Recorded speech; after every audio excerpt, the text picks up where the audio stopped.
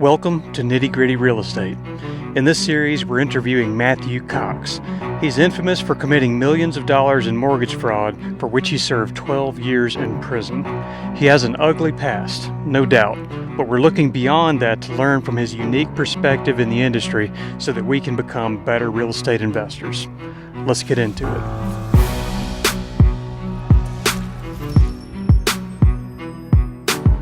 An invisible home scam is when you borrow or you get a mortgage against a piece of property based on the fact that there's a residential piece of property, or I guess a commercial piece of property, on the actual house or on the actual land, and in fact there actually isn't.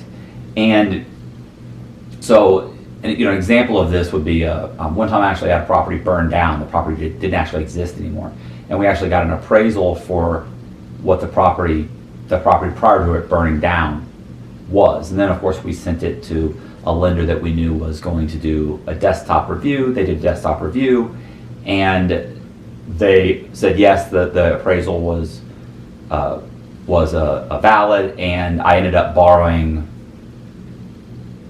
$250,000 from SunTrust Bank in the form of a HELOC on that property. Anyway, and the house actually didn't exist.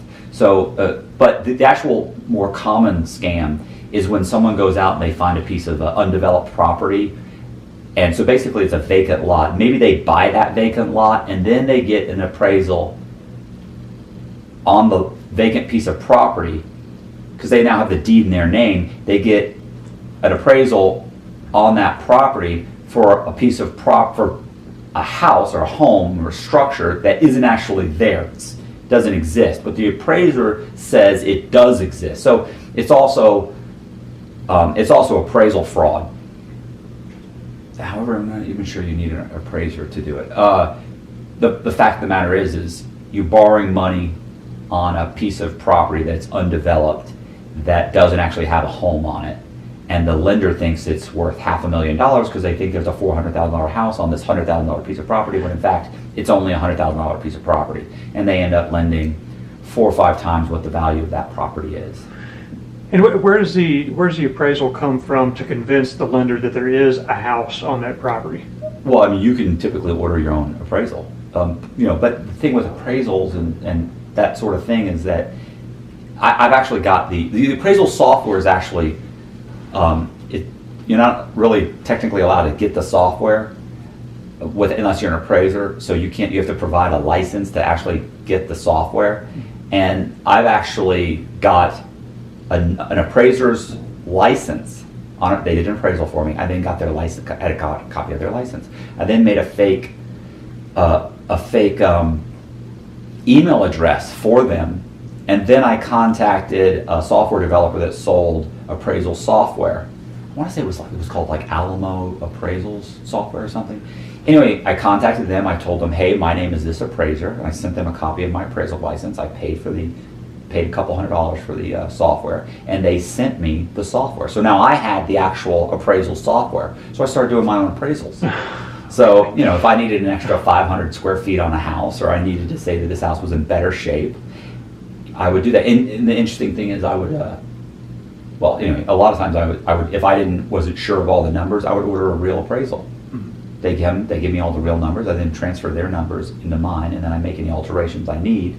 And since the software automatically makes most of the calculations for you, it's really pretty easy to use.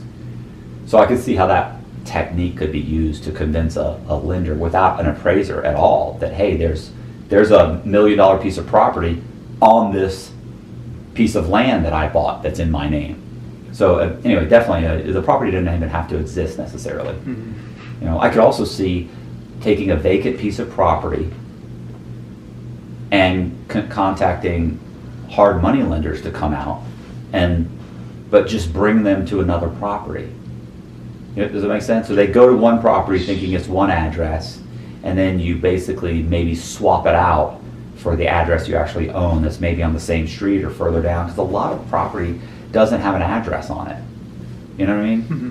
So, or the addresses aren't sequential, especially in Florida out in the sticks. You can have vast pieces of property where they'll jump hundreds of, the numbers will jump, 100 numbers one way or the other. Mhm. Could be have 1112 could suddenly become 980 a mile down the road because there's just so much vacant land. So people are skipping these huge swaths of numbers. Mhm. Anyway, so I mean, I'm sure there's different ways to do it, but anyway, that's essentially an invisible house scam.